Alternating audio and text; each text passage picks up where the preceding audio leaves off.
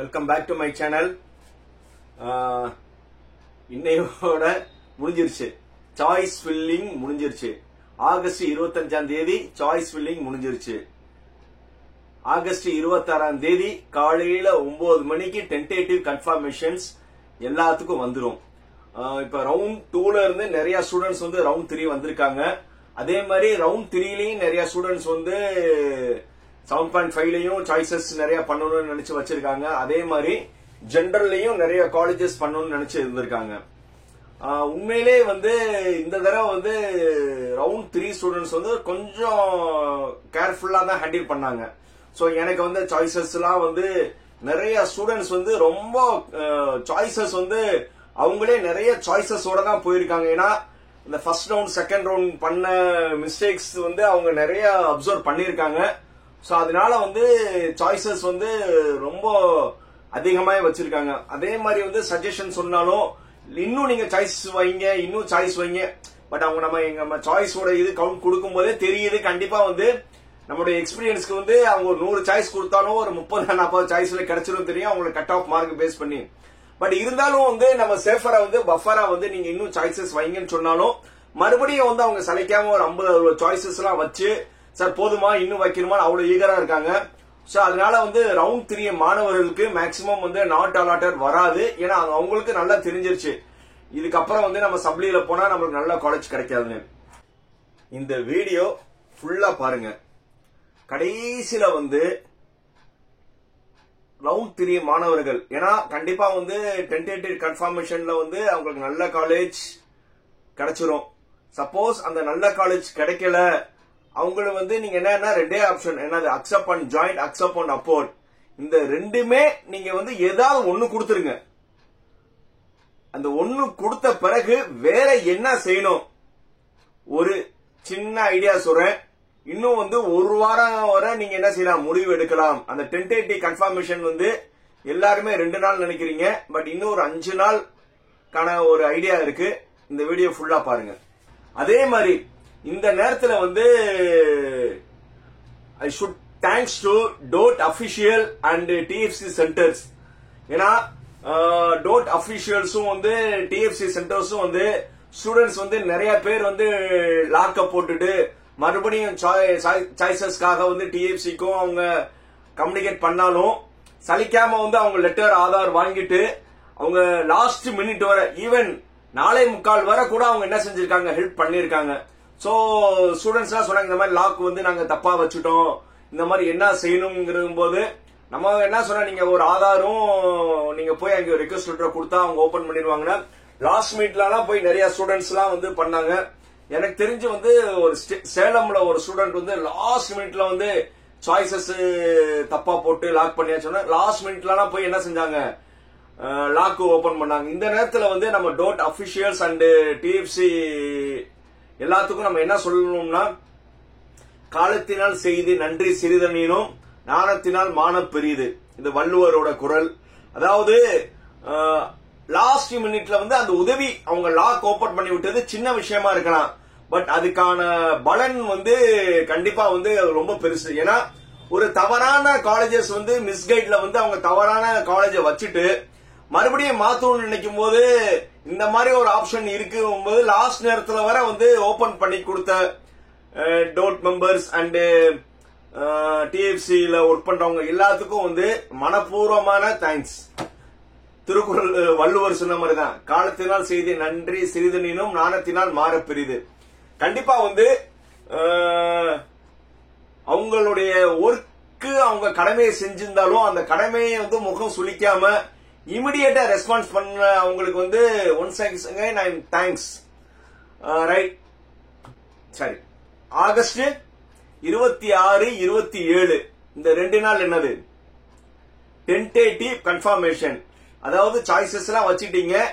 இப்ப வரும்போது ரொம்ப கேர்ஃபுல்லா நீங்க வந்து நீங்க அடுத்த ரவுண்டுக்கு மட்டும் போக கூடாது. இந்த ரவுண்ட்லயே வந்து முடிஞ்ச வரை வந்து நீங்க அக்செப்ட் அண்ட் ஜாயின் பண்ணிட்டு காலேஜ் ஜாயின் பண்றதுக்கான முயற்சி பண்ணுங்க. அப்படி இல்லையா அக்செப்ட் அண்ட் அப்போர்ட், இந்த 2 தான் உங்களுக்கு ஆப்ஷன் இருக்கு. அக்செப்ட் அண்ட் ஜாயின் இல்லன்னா அக்செப்ட் அண்ட் அப்போர்ட். மிச்சம் நீங்க decline move to next round எதுவுமே கிடையாது. இந்த 2 ஆப்ஷன் தான் இருக்கு. இல்லையா நீங்க கவுன்சிலிங் மட்டும் தான் வெளியில போகணும். சோ முடிஞ்ச வரை இந்த 2 ஆப்ஷன்ல வந்து ரொம்ப கேர்ஃபுல்லா பண்ணுங்க. என்னுடைய சஜஷன் வந்து முடிஞ்ச வரை வந்து அக்செப்ட் அண்ட் ஜாயின் கொடுத்து காலேஜ் ஜாயின் பண்ணிருங்க.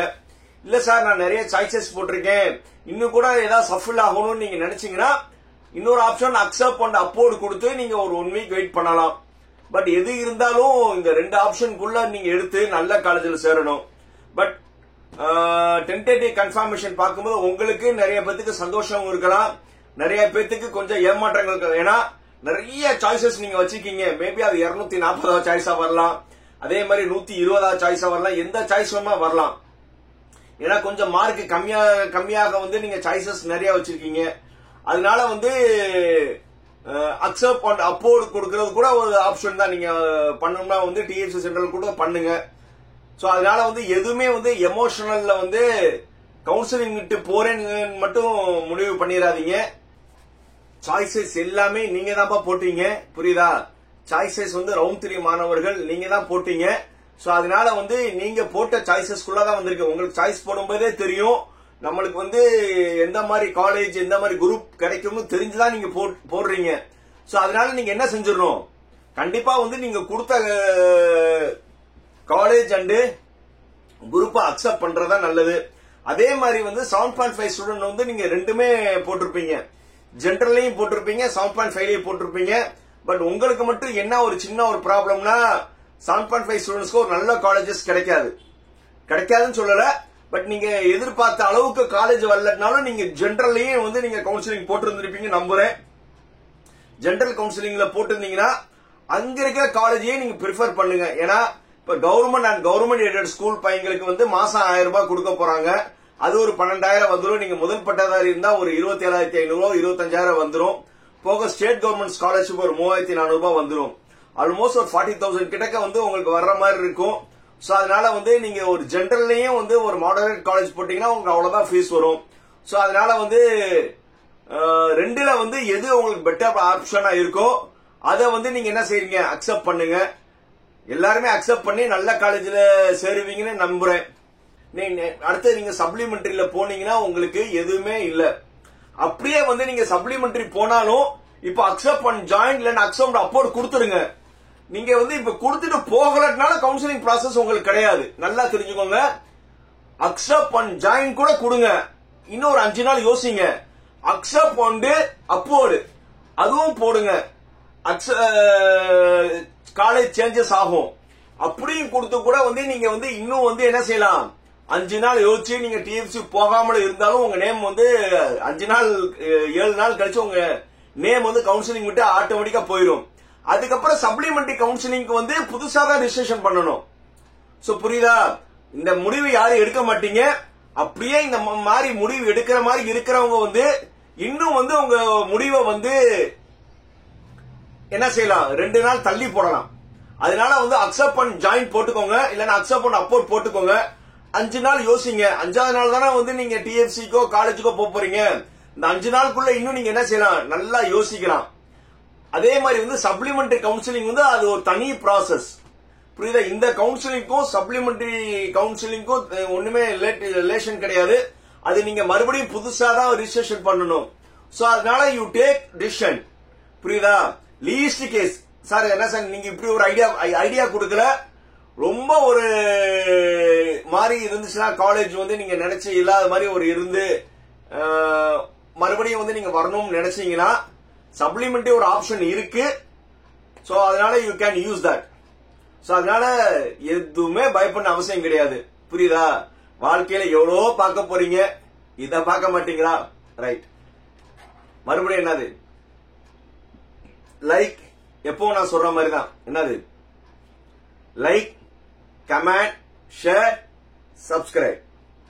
By by.